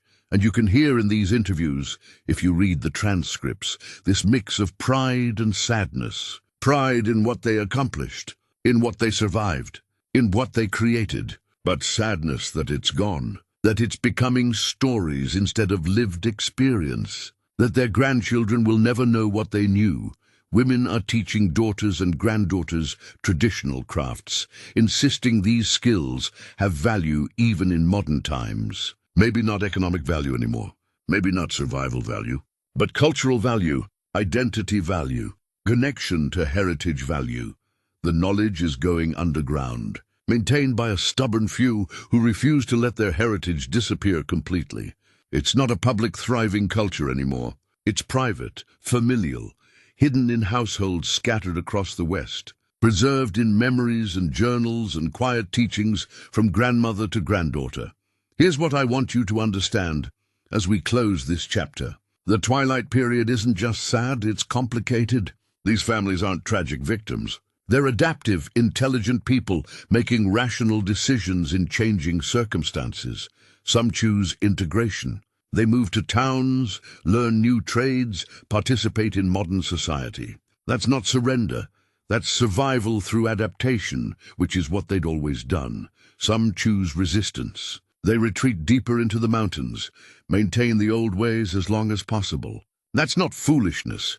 That's loyalty to values and ways of life they believe in. Most are somewhere in between. Adapting where they must, preserving where they can, grieving what they lose, while embracing what opportunities emerge. The mountain family era is ending. The twilight is deepening, but it's not quite dark yet. There's still one more chapter to this story. The final years. The absolute end. The moment when the last family still living the traditional way finally reluctantly let it go. That's where we're headed next. To the final fires. To the last mountain family still keeping the old ways alive. To the moment, and there's always a specific moment, when something ends completely and becomes only memory. 1894. A publisher in Oregon releases a book called Journal of a Trapper by Osborne Russell. Russell was a young mountain man in the 1830s and 40s. His journal describes winter survival in meticulous detail, building shelters, making pemmican, surviving on bark when game disappeared. The book finds an unexpected audience. Eastern outdoorsmen are buying it up. Wealthy men who've never spent a hard night outside in their lives are reading Russell's accounts and romanticizing them. They're imagining themselves as mountain men, as rugged frontiersmen conquering wilderness. But here's what they're missing. Russell's journal is a survival manual written from necessity. Every technique he describes, every piece of knowledge he records, was learned because not learning it meant death. This isn't adventure literature. This is documentary evidence of how to stay alive in the coldest conditions on the continent. The Eastern readers don't get that. To them, it's exciting wilderness stories. To the few remaining traditional mountain families still living in remote valleys, it's their cookbook, their textbook, their life. This is the 1890s and early 1900s, the era when the last true mountain families are maintaining traditional winter lifestyles. And I want to be clear about what we mean by last. We're talking about maybe a dozen families, scattered across Wyoming and Montana, living in remote valleys that haven't been settled yet. Still spending winters the old way? They're anachronisms, living fossils. They know it. Everyone knows it. But they persist with fierce, almost defiant determination. These families are still living in hide lodges or carefully built cabins in traditional winter sites. They're still running trap lines, not for profit anymore. There's no market for beaver pelts. They're running the lines because that's what you do, because it's tradition, because stopping would be admitting it's over. They're still teaching their children survival skills that the modern world considers completely obsolete. How to read weather in cloud formations, how to make fire with wetwood, how to tan hides, how to make pemmican. Skills that have zero economic value in 1900, but that represent everything these families are. And here's what gets me about this period. They're not deluded. They're not refusing to see reality. They know their way of life has no future. They know their children will probably leave. They know civilization is closing in. They're doing this anyway. Out of pride, out of identity, out of the belief that some things are worth maintaining even when they're not practical. Yellowstone National Park, established in 1872, expanded through the 80s and 90s, creates major problems for the last families. Park regulations prohibit year-round residence. They restrict hunting. They're designed to preserve pristine wilderness. which is a concept that makes mountain families angry. Enough to spit. Families who've wintered in Yellowstone valleys for generations are suddenly trespassers. They're being told they're damaging pristine wilderness. Never mind that their sustainable practices maintained ecological balance for decades. Never mind that they're part of the ecosystem, not separate from it. Never mind that calling it pristine ignores the native peoples who've been there for thousands of years and the mountain families who've been there for generations. The philosophical clash is profound. Park officials see nature and humans as separate. Humans damage nature, so humans must be removed from nature to be pristine. Mountain families see themselves as part of nature. They live within the ecosystem, following its rhythms, taking only what they need, giving back through their deaths and their presence. Some families comply bitterly with the regulations. They relocate their winter camps to areas just outside park boundaries. They continue their lifestyle, but in smaller, less familiar territories. Others ignore the regulations and face arrest, getting dragged out of your winter camp by park rangers, being fined for hunting to feed your family, being told you're criminals for living the way you've always lived. The irony stings like frostbite. Their knowledge and practices were more ecologically sound than what comes after, but they're being excluded in the name of preservation. Summer of 1900, the Shoshone River. Perhaps 30 families gather for what will be the last great rendezvous. Some are traditional mountain families still living the old way. Others are descendants making a pilgrimage to honor their heritage. Children and grandchildren who've moved to towns but want to connect with where they came from. It's part reunion, part memorial, part last gasp of a dying culture. The eldest attendee is 92 years old. He was present at the first rendezvous in 1825, 75 years ago. 3/4 of a century. He's lived through the entire arc, the rise, the golden age, the decline, the twilight, the end. He tells stories that sound mythical to younger listeners. Winters when beaver were so plentiful you couldn't trap them all. Times when hundreds of families gathered at rendezvous. The golden years of freedom and prosperity. The legendary mountain men, Bridger, Smith, Coulter, as living, breathing people he knew personally, not historical figures. Young people listen politely, but they don't really comprehend. The world he's describing is as alien to them as ancient Rome. It happened in their grandparents' time, in the same geographical space they occupy, but it's completely foreign to their experience. They can't imagine that level of isolation, that kind of freedom, that type of life. The old man dies 3 years later, in a town, not in the mountains, in a bed, not in a winter camp. He's the last living link to the first rendezvous. When he goes, something irreplaceable goes with him. Women's roles in preserving knowledge become absolutely crucial in this final period. And there's a gender dynamic here that's worth examining. Men's skills, trapping, hunting, guiding, they've become completely obsolete. There's no market for them, no use for them except as historical curiosity. But women's knowledge, hide tanning, traditional medicine, food preservation, crafts, these maintain at least some practical value. Maybe not economic value in the broader market, but cultural value, educational value. Some Native American wives and mixed heritage daughters become sought-after teachers. Museums want to know how to properly tan hides for exhibits. Anthropologists want to document traditional food preservation methods. Frontier celebrations and Wild West shows want demonstrations of traditional crafts. So you've got women in their 60s and 70s who are suddenly valuable as living repositories of cultural knowledge. They're instructing museum curators. They're teaching anthropologists. They're demonstrating skills that were once survival necessities, but are now cultural performances. And here's what's complex about this. It's both preservation and loss. The knowledge is being documented, which is good, but it's being transformed from living practice into museum display, from necessity into entertainment, from culture into history. The women doing this work understand the irony. One woman in her 70s demonstrating hide tanning at a frontier celebration in 1903 reportedly said, "I taught my daughters this to keep them alive." Now I teach your children this to keep it remembered. That's the whole transition in one sentence. The winter of 1906 to 1907 brings one final, almost cruel test. Temperatures across the Rockies plummet to record lows. We're talking about sustained periods of 50, 60 below zero. It's one of the coldest winters in recorded history for the region. Modern ranchers and townspeople suffer terribly. Livestock freeze by the thousands, tens of thousands. Town residents burn furniture when coal supplies run short. Water systems freeze solid. Houses are barely heated despite modern stoves and manufactured fuel. The half-dozen families still living the traditional way. They navigate it with the ease of long practice. Their winter camps are positioned perfectly for wind protection. Their shelters are designed correctly. Their food stores are adequate. Their clothing works. They emerge in spring healthy and comfortable.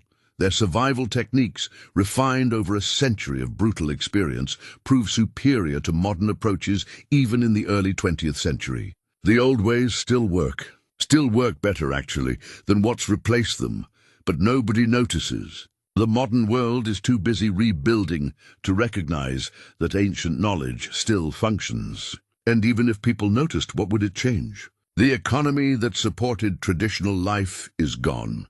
The isolation is gone. The buffalo are gone. The beaver are gone. The fact that the survival techniques still work is interesting but irrelevant. Automobiles and improved roads in the 1910s eliminate any remaining isolation. Model T Fords are chugging up mountain roads that were previously accessible only by horse or foot. Roads are being graded, bridges built, passes cleared. The last redoubts of traditional mountain family life become accessible to tourists and developers. The remoteness that protected the culture disappears under tire tracks. The final families face a choice that's been approaching for decades. Join the 20th century or become sideshow curiosities. Integrate or be gawked at. Adapt or be exhibits. Most choose integration. They move to towns. They take wage work. They try to forget, or at least stop talking about the freedom they once knew. They package up the traditional winter camp equipment, cache supplies that will never be used again, and walk away from a way of life. A few hold out. In the Wind River Range, one family maintains winter camps until 1920. They're the last of the last, the final practitioners of traditional mountain man winter survival as an actual lifestyle. The father was born in an hide lodge in 1865. He grew up learning traditional skills. He raised his own children, born in the 1890s, with those same skills. He's trying to pass it to his grandchildren, born in the 1910s, but it's not working. The grandchildren are growing up in a world with automobiles, telephones, moving pictures. A world where you can board a train and be anywhere in the country within days. Where winter survival skills are as relevant as knowing how to make flint arrowheads. The father dies in 1923, winter appropriately. In his traditional winter camp, doing what he'd done his entire life, his sons hold a council after the funeral. They're in their 30s now. They have families. They have options their father never had. And they make a decision. They pack up the winter camp for the last time. The hide lodges get rolled and stored. The carefully positioned fire pit gets covered. The food caches, still full of pemmican made the traditional way, get sealed up. Supplies that represent a century of accumulated knowledge get cached away where they'll never be used again. And they walk down to the road. There's a truck waiting. It carries them to town, to wage work, to the 20th century, to modern life. It's 1923. The mountain family era is definitively over. Not fading, not declining, over. By 1930, no families are still practicing traditional mountain man winter. Survival is a lifestyle. Zero, it's extinct as a living culture. The last fluent speakers of the hybrid, French-English native trading language, are elderly and scattered. When they die, the language dies with them. Languages carry worldviews. When a language dies, a way of understanding the world dies too. The hide lodges are rotting away in mountain valleys. Nobody's maintaining them. Nobody needs them. They're being reclaimed by the environment they were designed to survive in. Trap lines are growing over with brush. The trails mountain families walked for decades are disappearing under vegetation, washed out by erosion, covered by rock slides. The physical traces of the culture are vanishing. The entire cultural edifice, the economic systems that sustained it, the social structures that organized it, the spiritual beliefs that gave it meaning, the survival techniques that defined it, the artistic traditions that beautified it, all of it collapses into memory within a single generation. And here's what's haunting about this. The collapse is recent enough that it's documented. We have photographs of the last traditional mountain families. We have recordings of their voices. We have their journals and letters. We have interviews with their children. This isn't ancient history that we reconstruct from archaeological fragments. This is something that ended within living memory. There are people alive right now whose grandparents knew the last traditional mountain families personally.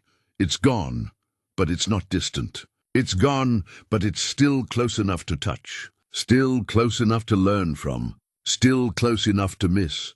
The last fires burned in those winter camps in 1923. Fires that connected back through a century of mountain family survival. Fires that represented human mastery of the coldest nights. Fires that warmed families who'd perfected adaptation to brutal conditions. Those fires went out. The camps were abandoned. The knowledge was preserved only partially. Some in museums, some in books, some in private family memories. But most of it lost. A way of life that lasted roughly a century, from about 1820 to 1920, ended completely. Not gradually, not ambiguously, it ended. The last families stopped living the traditional way, and nobody started again. What remains is legacy, memory, lessons, inspiration. The knowledge that humans can adapt to seemingly impossible environments through intelligence, cooperation, and cultural flexibility. The proof that different cultures can blend productively into something stronger than either alone.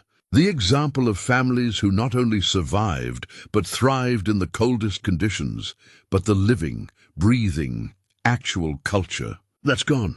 The fires are out. The camps are empty. The trails are overgrown. The coldest nights still come to the mountains. Winter still drops temperatures to 40, 50 below zero. The conditions that tested mountain families for a century haven't changed, but the families aren't there anymore. The knowledge is mostly lost. The culture is extinct. The era is over, and that brings us to our final chapter. Not about what ended, but about what remains. Not about the death of the culture, but about its legacy. Not about the last fires burning, but about the eternal fires, the ones that never go out because they burn, in memory, in knowledge, in the continuing influence these families had on American culture and human understanding. That's where we finish. With the legacy. With what survives when everything else is gone. So the culture is gone. The families who lived it are gone.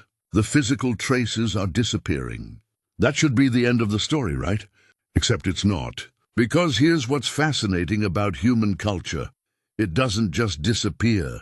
It transforms. It influences. It echoes forward in ways that aren't always obvious, but are absolutely real. The mountain family winter survival story doesn't end in 1923. It changes form. It becomes legacy. And that legacy is still shaping how we understand wilderness, survival, and human adaptation today. Let me show you what I mean. 1910. The Boy Scouts of America are founded, and buried in their early curriculum, in the camping skills, the survival techniques, the wilderness knowledge they're teaching. There's mountain man DNA all over it, fire-starting methods that mountain families perfected. Shelter construction principles they developed through trial and error. Emergency food knowledge they learned from indigenous peoples and refined through desperate necessity. This knowledge is being passed to millions of American boys, repackaged as character-building outdoor skills. Now, the Boy Scouts aren't calling it mountain man techniques. They're not giving credit. Most of the Scoutmasters probably don't even know the lineage of what they're teaching. But the knowledge chain is direct. Those survival skills were documented by people like Osborne Russell, compiled by early outdoorsmen, systematized by the scouting movement, and taught to generations of kids. The techniques are diluted, domesticated, turned into weekend camping skills rather than life or death necessities. But the core knowledge persists. A modern Eagle Scout learning to build a shelter, start a fire with limited materials, and identify edible plants. He's practicing skills that were perfected by mountain families in the 1830s. And it's not just Boy Scouts. Modern mountaineering expeditions are using layering principles for cold weather clothing that come straight from mountain family innovations. The idea of multiple thin layers instead of one thick layer. That's brain-tanned leather and fur adapted to modern synthetic materials. The practice of eating high-calorie dense foods on winter expeditions. That's pemmican thinking applied to modern nutrition. World War II. The 10th Mountain Division trains in Colorado, preparing for alpine warfare in Italy.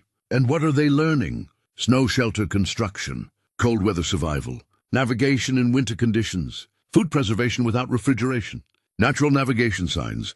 These are mountain man skills. Updated with modern equipment, sure. Adapted for military purposes, absolutely. But the fundamental knowledge base? That was established by families surviving Rocky Mountain winters a century earlier.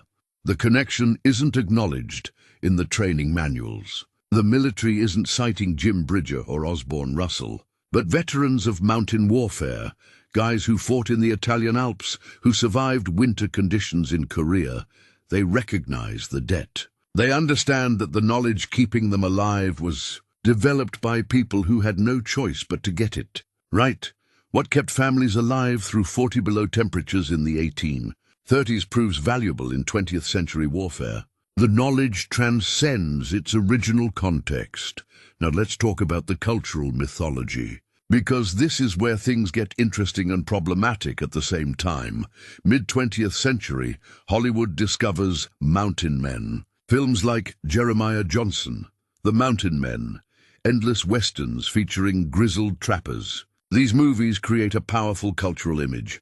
The rugged individualist conquering wilderness through sheer toughness. And here's what drives me crazy about this. They get it mostly wrong. The movies present lone wolves surviving through masculine strength. The reality was families surviving through communal cooperation. The movies show white men conquering nature. The reality was Europeans humbly learning from indigenous peoples. The movies emphasize individual toughness. The reality was systematic knowledge building and cultural adaptation. But you know what? Even inaccurate mythology serves a purpose. These films preserve interest in an era that might otherwise be completely forgotten. Kids watch Jeremiah Johnson and become curious about real mountain man history. Some of those kids grow up to be historians, anthropologists, researchers who do actual work recovering the true story. The mythology is flawed, but it keeps the conversation alive. It maintains cultural awareness that this thing happened. And awareness, even imperfect awareness, is better than total oblivion. The academic study of mountain families begins seriously in the 1960s and 70s. Historians start interviewing the last survivors, elderly men and women in their 80s and 90s who remember their grandparents' stories. People whose grandparents were actual mountain men and women. Archaeologists excavate winter campsites. They're recovering artifacts that illuminate daily life in ways written records can't. A child's toy carved from wood, a woman's beadwork needle, fire pits positioned exactly as the old journals described, food cache designs that kept bears away. These physical objects tell stories. Anthropologists recognize the cultural significance of this hybrid society. They understand that mountain families created something unprecedented, a successful fusion of European and Native American cultures that lasted for generations. This becomes important to broader discussions about cultural adaptation, about how knowledge transfers between societies, about how humans respond to extreme environmental pressures. The academic work rescues primary sources. Journals that were moldering in attics get preserved. Oral histories get recorded. Letters get archived. Photos get catalogued. Without this work in the 60s and 70s, we'd know far less about mountain family life. The people who remembered were dying.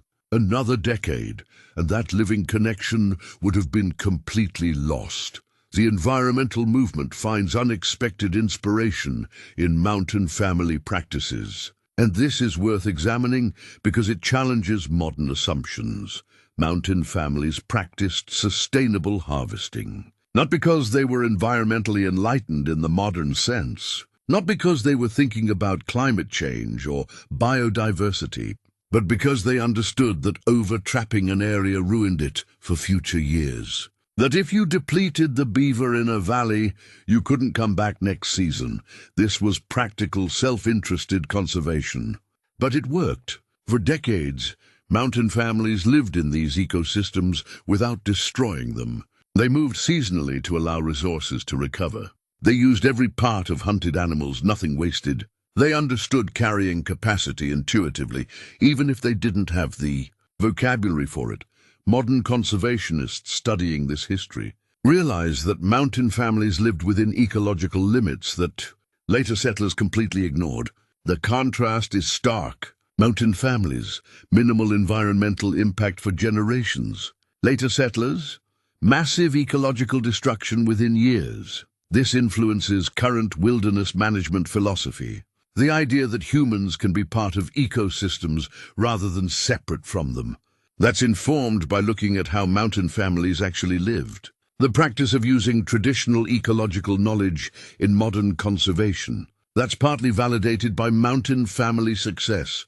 Now let's talk about modern outdoor recreation, because the connection is direct and profound. Cross-country skiing, snowshoeing, winter camping, ice fishing. These are recreational activities now, things people do for fun on weekends. But every single one is a direct descendant of mountain family survival techniques. When a modern backpacker packs for a winter camping trip, lightweight shelter, high-calorie trail food, layered clothing, emergency fire-starting kit, they're following patterns established 200 years ago. The gear has improved dramatically. We've got synthetic insulation instead of fur, freeze-dried food instead of pemmican, nylon tents instead of hide lodges. But the basic principles, unchanged. The difference is choice. Mountain families had to get it right or die. Modern recreationists can call for helicopter rescue. But the fundamental knowledge about what humans need to survive cold environments, that was established by families who couldn't afford mistakes. And here's something most people don't think about: adventure tourism, wilderness guiding, outdoor education programs. These are multi-billion-dollar industries now. Industries built on knowledge that mountain families developed and refined. Every wilderness guide teaching survival skills. Every outdoor education program. Every adventure company offering winter or camping trips. They're selling knowledge that was created by people who were just trying to keep their children alive. The indigenous people's role in creating this knowledge is finally getting proper recognition. And this matters enormously. Earlier histories, the ones written in the 1920s through 50s, they portrayed mountain men as rugged individualists who conquered wilderness through superior European toughness. This was mythology. This was often racist mythology. This was wrong. Modern scholarship tells the truth. Mountain families survived by learning from peoples who'd lived in these mountains for millennia.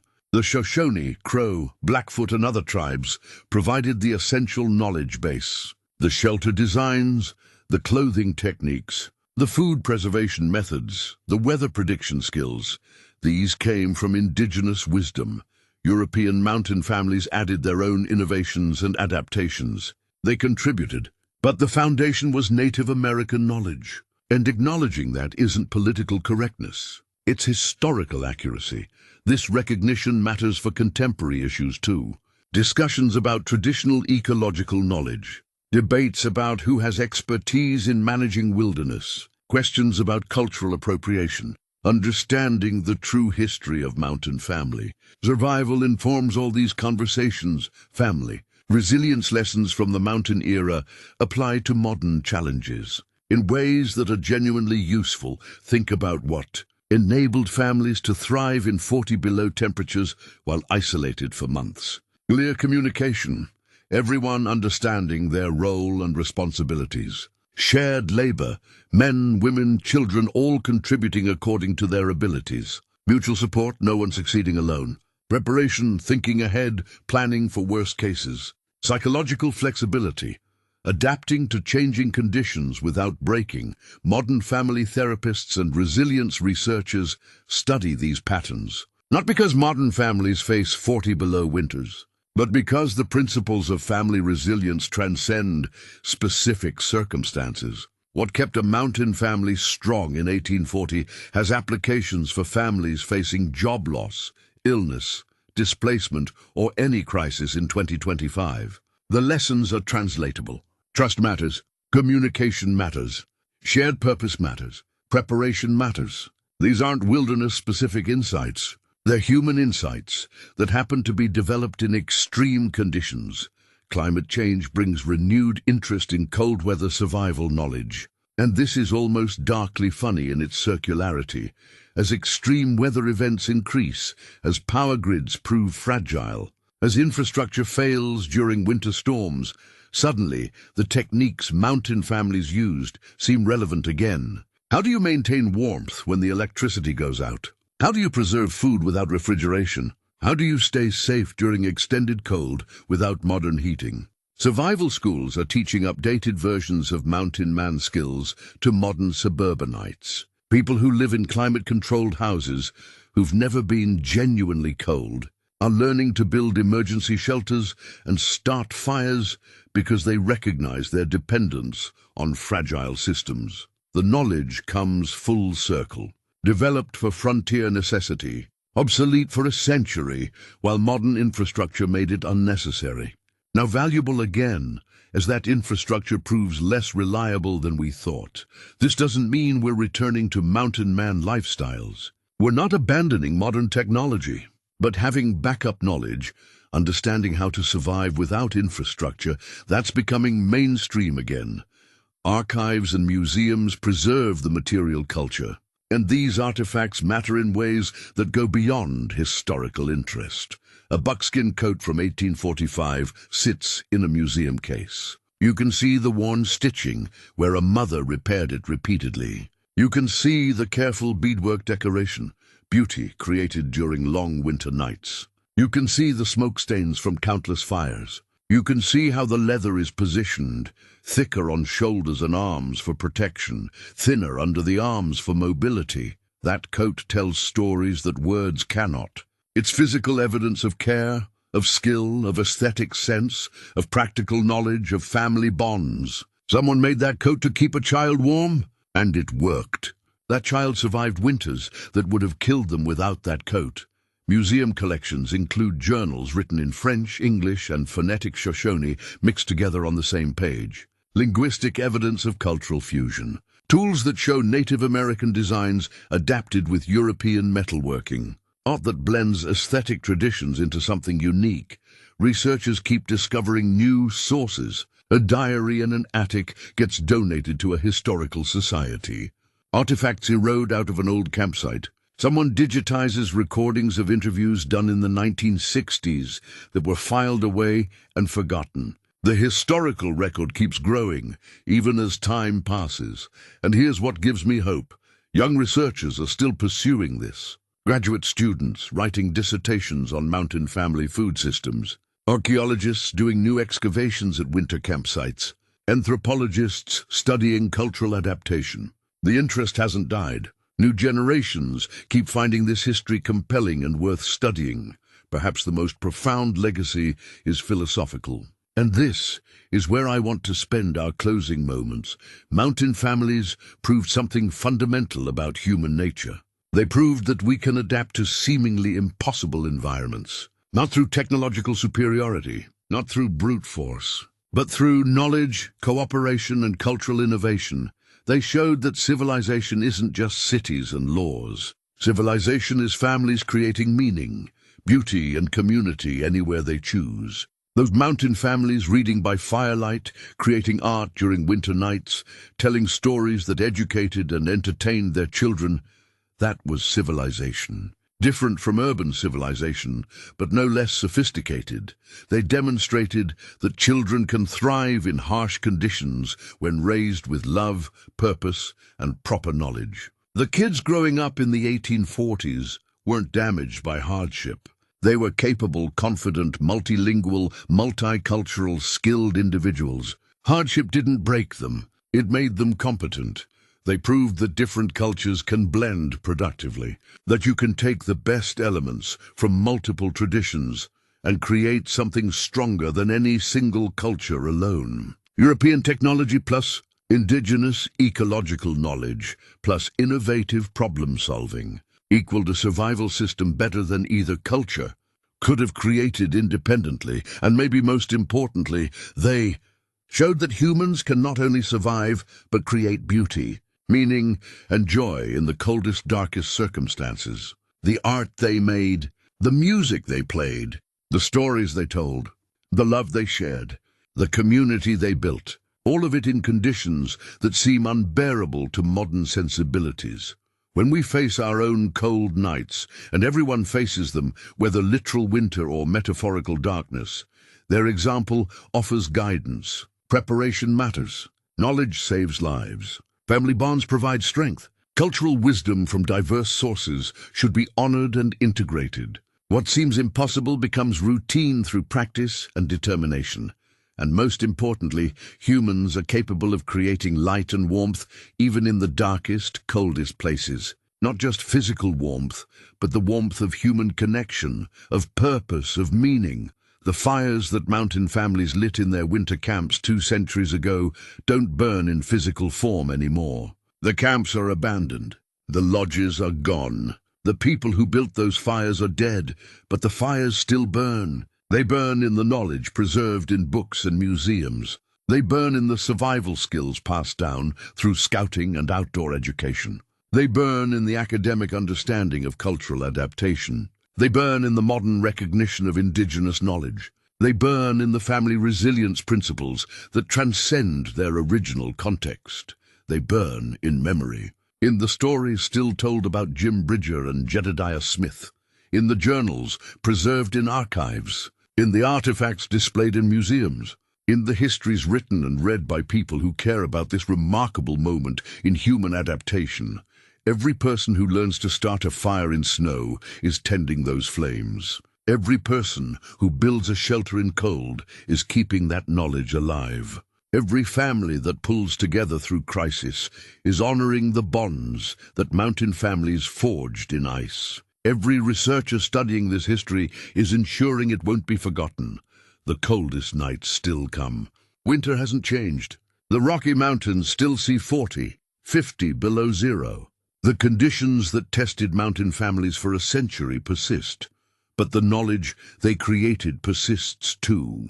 Their legacy of adaptation, resilience, cultural fusion, and human determination continues to inspire and inform. They're proof that humans can not only survive but thrive in impossible conditions remains relevant to every generation, facing its own challenges. The Mountain Family Winter Survival story is ultimately a celebration of human capability, of what we can achieve when we're willing to learn, to adapt, to cooperate, to preserve knowledge across generations, and to maintain hope and humanity even in the harshest conditions. They conquered the coldest nights, and in doing so they left us gifts of wisdom that outlast the vanished world they inhabited. The fires are eternal because the lessons never expire. The knowledge never becomes obsolete. The example never stops inspiring. That's the legacy.